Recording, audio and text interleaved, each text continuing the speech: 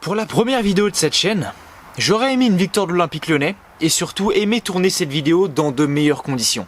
Mais bon, on fait avec ce qu'on a dans les deux sens du terme. Olympique Lyonnais, Stade Brestois, première journée de Ligue 1 Uber Eats. Match au Groupama Stadium qui était à 17 h, qui opposait, comme je l'ai dit, l'Olympique Lyonnais et le Stade Brestois. On va débriefer tout ça ensemble, bien évidemment. J'ai pas envie de dire comme d'habitude, étant donné que c'est la première vidéo de la chaîne, on va expliquer ce qui s'est passé dans le match, un petit débrief tout simplement, clair, net et précis. Et on va tout de suite rentrer dans le vif du sujet sur ce match nul. Effectivement, l'Olympique Lyonnais et le Stade Brestois se sont partagé le point du nul. Et ça laisse un goût amer pour cette première journée de Ligue 1. Mais attention à ne pas s'inquiéter. Je parle en tant que supporter lyonnais. Je sais pas si vous le voyez, mais voilà. Lyon pour toujours, mon petit gars. Il ne faut pas s'inquiéter. Je suis quelqu'un qui va beaucoup sur les réseaux sociaux et notamment Twitter. J'aime beaucoup Twitter. Et je suis énormément de supporters lyonnais parce que j'aime bien être au courant de toute l'actualité. J'ai également un compte Instagram qui porte sur l'Olympique Lyonnais. Enfin bref, ça j'en parlerai peut-être dans le futur. Là, on n'est pas là pour parler de ça. Mais je suis énormément de gens qui supportent l'OL, qui donnent leur avis sur l'OL, etc. Et je voyais énormément de gens, premier match contre Brest, et machin, et ceci, et cela. C'est vrai que Brest, sur le papier, on est logiquement largement supérieur. Brest, chaque année, ça joue le maintien, ça joue le milieu de tableau, mais jamais plus. Brest, ça va jamais être une équipe qui va essayer de jouer l'Europa League ou voire même l'Europa Conference League, comme par exemple fait Lens cette année. Brest, voilà, c'est toujours une équipe qui joue le milieu de tableau ou le maintien. Tu vois, Lyon, c'est toujours une équipe qui joue très souvent la Ligue des Champions, voire l'Europa League. C'est très rare qu'on soit jamais en Europe, sauf comme l'année dernière à cause du Covid où c'était arrêté. Enfin bref, je vais pas compter cette année-là parce que pour moi, cette année ne compte pas. Mais voilà, généralement, on joue soit toujours la Ligue des Champions, soit l'Europa League. Cette année, ça sera l'Europa League. Donc logiquement, après vous allez me dire oui, mais attention, Brest, c'est pas la même chose, hein, c'est pas la même équipe que l'année dernière, c'est pas le même coach, c'est pas le même style de jeu. C'est vrai, mais quand on regarde ces dernières années, je vais prendre l'exemple tout simple, exemple de l'année dernière. Chez nous, match Lyon-Brest, 2-2. Brest nous met en difficulté et arrache le point du nul. Exactement pareil, un nul l'année dernière, un nul encore une fois. Et après on va chez eux, je me souviens qu'on gagne 3-0 à la mi-temps, notamment je me souviens de ce penalty de Memphis Depay, ce très beau penalty de Memphis Depay qui arrive à le provoquer et qui arrive à le marquer. 3-0 à la mi-temps, on se fait remonter 3-2, je m'en souviendrai toujours, à Brest, hein, là je parle, on se fait remonter 3-2 et on gagne le match 3-2, mais vraiment à ça, tu vois ce que je veux dire?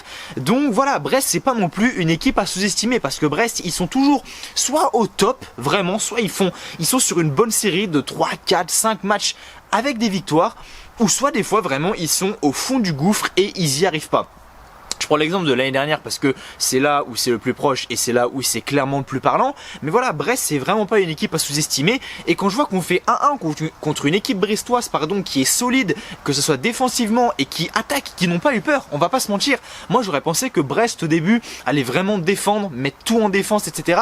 Mais on a vu que justement Der Zakarian pour son premier match a voulu imposer son style de jeu et montrer aux concurrents directs de Brest, qui seront à mon avis les équipes du milieu de tableau, de dire voilà, on n'est pas là pour déconner et à chaque fois qu'on va jouer des gros, on va pas tout mettre en défense et on va essayer de créer du jeu. Et c'est ce qu'ils ont fait et ils nous mettent en difficulté, ils nous marquent le premier but.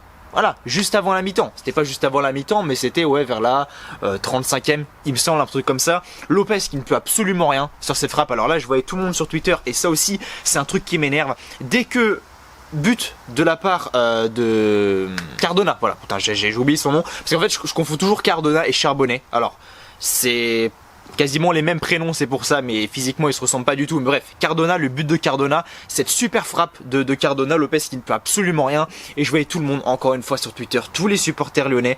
Ah oui, pourquoi on n'a pas signé Onana, oh là là, Lopez il en sort pas une. On attend encore un arrêt de Lopez. Lopez ne peut absolument rien sur cette frappe. Faut arrêter de toujours rejeter la faute sur Lopez. Je sais que ces 2 dernières saisons ça a été très compliqué.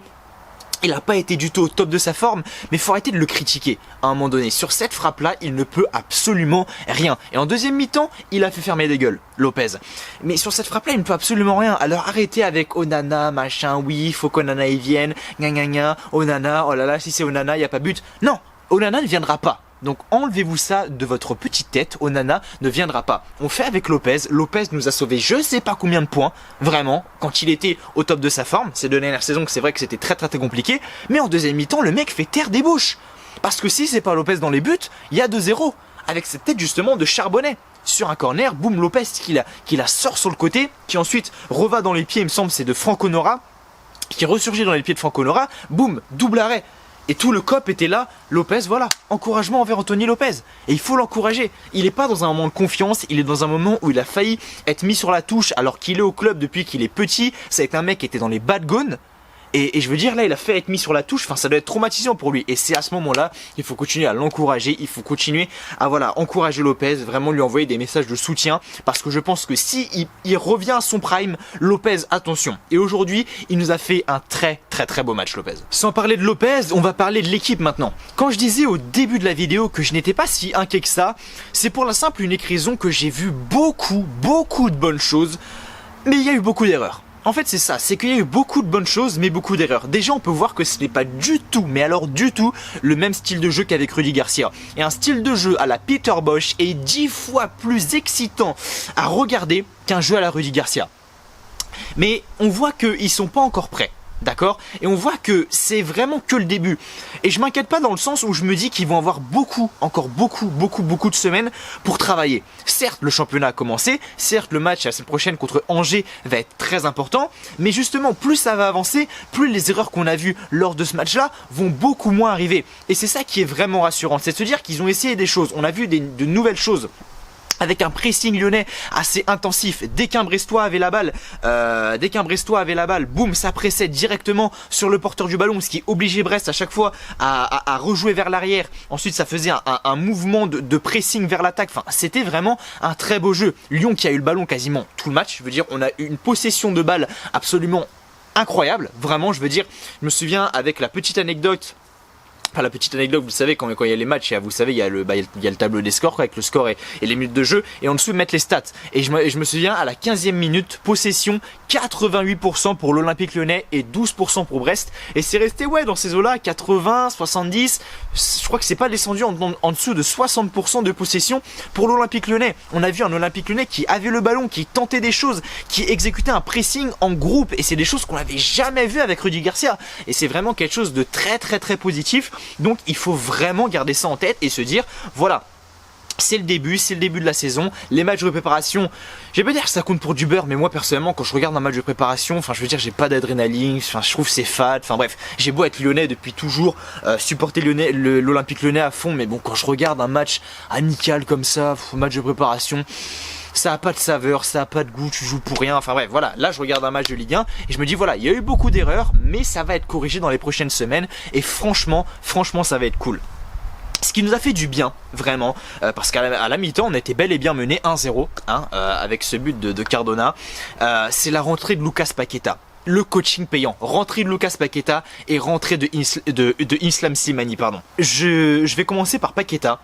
Il est rentré et on a vu tout de suite la différence. Que ce soit au niveau du jeu, que ce soit au niveau de l'intensité, que ce soit au niveau de la possession, Paqueta a fait un bien de fou. Et Peter Bosz a très bien fait, le faire rentrer assez tôt dans le match, à l'heure de jeu si je dis pas de conneries. Et ça a fait vraiment beaucoup de bien à l'Olympique Lyonnais. Et on a vu que Paqueta c'est vraiment le mec qui rythme le jeu de l'Olympique Lyonnais. Et on a vu tout de suite la différence entre le non Paqueta sur le terrain et le Paqueta sur le terrain, qui juste après a débouché sur un but d'Islam Slimani. Islam Slimani, très beau but, le mec est là, le mec rentre, 5 minutes, il pousse ses couilles, but. Voilà, un partout, Islam Slimani, voilà mon pote. Et j'ai envie de dire, est-ce que ça ne serait pas l'année pour Islam Slimani, qui est arrivé à l'Olympique Lyonnais il y a 2 ans maintenant, je crois qu'il arrive, alors attendez que je dise pas de conneries, il est arrivé quand Islam Slimani est arrivé, je crois, pas l'hiver là, mais l'hiver d'avant. Ou alors je sais plus, bref, je dis peut-être des conneries, mais je me souviens plus quand est-ce que Islam Slimani est arrivé. Mais il a pas eu énormément sa chance, je trouve, avec Rudy Garcia. Et est-ce que ça serait pas son année, justement, à Islam Slimani, parce que Moussa Dembélé, pour le moment, bien que j'aime beaucoup ce joueur, je trouve que c'est un très bon finisseur, un très bon buteur, pour l'instant, il est très loin, il est très loin d'être à son top niveau et de marquer des buts, quoi. Il est très loin d'être tueur devant le but et ça peut, je pense, pêcher. Et pourquoi ce ne serait pas l'année d'Islam Slimani, où justement Moussa Dembélé est parti du côté de l'Atlético Madrid, pardon. Il n'a absolument rien fait, je veux dire, voilà, Moussa Dembélé n'a absolument rien fait à l'Atlético Madrid. C'est pour ça d'ailleurs qu'il n'est pas resté et que Simeone n'a pas voulu le garder. Et je veux dire, Islam Slimani, c'est peut-être son année. Et justement, à Peter Bosz, de voir, il connaît largement mieux son métier que moi, mais de dire, voilà, Moussa Dembélé, il pique pas énormément en ce moment, on va essayer Islam Slimani, parce que c'est vrai qu'Islam Slimani, on l'a pas tant que ça essayé, on l'a vu un peu sous l'ère Rudy Garcia, mais c'était pas non plus... voilà, il jouait un match, après il jouait plus pendant 2 matchs, il rejouait un match, il jouait plus pendant 3-4 matchs, enfin c'était vraiment assez aléatoire, donc Slimani, je pense, a eu du mal à avoir ses marques. Après Slimani, c'est vrai que il est meilleur quand il a quelqu'un qui tourne autour de lui. Je prends l'exemple quand il était à Monaco où il avait Ben Yedder qui tournait autour de lui. Il était vraiment beaucoup plus décisif que quand là il est tout seul en pointe. Je crois que même là ce soir il est rentré à la place de Cherki. Donc en fait il jouait plus sur un côté d'ailleurs. Mais on voyait pas un Islam Slimani qui restait justement dans l'axe en pointe comme Moussa Dembélé. Alors effectivement sur ce match là il n'avait pas le même rôle. Je suis tout à fait d'accord. Mais il venait justement au centre du jeu, remiser, une touche de balle, voilà. Il venait décrocher, faire des appels, et c'est ça que j'ai envie de voir. C'est ça que j'ai envie de voir. Et Moussa Dembélé, à voir, vraiment. C'est peut-être sa saison, peut-être qu'il va se réveiller, je ne sais pas. Mais moi, honnêtement, tu me dis, voilà, Islam Slimani, titulaire en pointe à l'Olympique Lyonnais, je dis, vraiment, pourquoi pas? Pourquoi pas essayer? Pourquoi pas essayer? On n'a jamais vraiment essayé de donner sa chance à Slimani, de lui faire jouer 1, 2, 3, 4, 5, 6 matchs d'affilée. Et si au bout de ces 6 matchs d'affilée ça marche pas, ben là tu recommences, tu remets Dembélé. Donc voilà, malgré le match nul, il y a beaucoup de points positifs, avec du beau jeu, beaucoup d'erreurs, mais qui vont se corriger à l'entraînement. Ça, j'ai une totale confiance en Peter Bosz. Islam Slimani qui peut clairement être très bon, Paqueta qui rentre et qui fait une rentrée absolument géniale, je veux dire Paqueta fait une rentrée absolument magnifique, Cacré qui fait un match de fou. Vraiment, seul point négatif pour moi, vraiment c'est le jeune Loukeba. Alors attention, je lui tombe pas dessus, il est encore très très jeune, mais vraiment pour moi il est pas encore au niveau. Loukeba, je pense qu'il va devoir encore s'entraîner, et je pense que le pilier qui manque en défense actuellement, c'est clairement Jason Denayer. Voilà, Jason Denayer, c'est vraiment un stopper, un mec qui a faim. Jason Denayer, mon pote, tu le passes pas comme ça. C'est pour moi vraiment l'un des seuls mecs qui manquait aujourd'hui. Sinon, il y avait quasiment l'équipe type. À part Guimarães qui a gagné d'ailleurs les Jeux Olympiques avec le Brésil, donc un grand félicitations à Bruno Guimarães. Mais voilà, beaucoup de points positifs comme ça. Faut pas s'inquiéter, c'est le premier match de la saison, 1-1, on va voir ce que va faire Paris ce soir face à 3, même si je pense qu'ils vont largement l'emporter, étant donné que 3 en plus viennent de Ligue 2, bref on verra bien. Nos concurrents directs du style Monaco pour l'instant ont fait match nul, à voir ce que Nice vont faire, parce que pour moi attention à Nice, mais vraiment faut pas s'inquiéter, il y a de très bonnes choses sur le terrain, on va voir ce qui va se passer du coup du côté du prochain match face à Angers, mais en tout cas j'ai vraiment confiance et je pense que ça va très bien se passer lors de ces prochaines semaines. Ça se trouve je vais me tromper. En tout cas je serai là pour vous faire le débrief, peut-être pas au même endroit étant donné que je pars en vacances. Là je suis à la base chez moi, mais je fais la vidéo dehors, voilà, parce que à l'intérieur de chez moi c'est vraiment pas possible. Laissez tomber, ne cherchez pas plus loin. En tout cas je serai en vacances et je serai présent je pense pour vous faire le débrief de ce petit Angers Olympique Lyonnais. Cacré, Paqueta, Slimani, Lopez, bravo. Bravo pour votre match. Les autres, effectivement, continuez à monter. Oussama Aouar, j'ai oublié de le préciser. Effectivement, Oussama Aouar également a fait un très bon match. J'ai oublié d'en parler, mais Oussama Aouar, franchement, s'il reste sur cette lancée-là, il peut vraiment faire une grosse saison et se rattraper par la saison de merde qu'il a fait l'année dernière. Donc voilà, en tout cas, beaucoup de points positifs à en tirer. Ça va, je pense que réellement, ça va s'améliorer lors de ces prochaines semaines, tout simplement. Et je pense qu'on va voir l'évolution.